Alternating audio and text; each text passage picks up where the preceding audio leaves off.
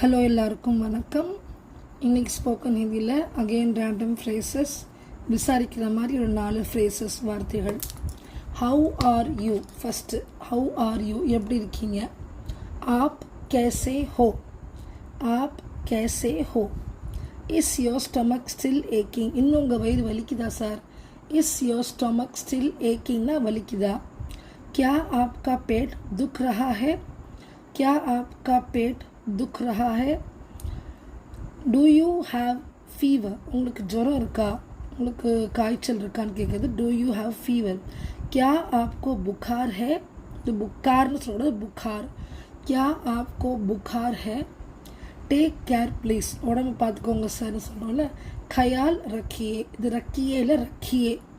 ख्याल रखिए இல்லை अपना ख्याल रखिए.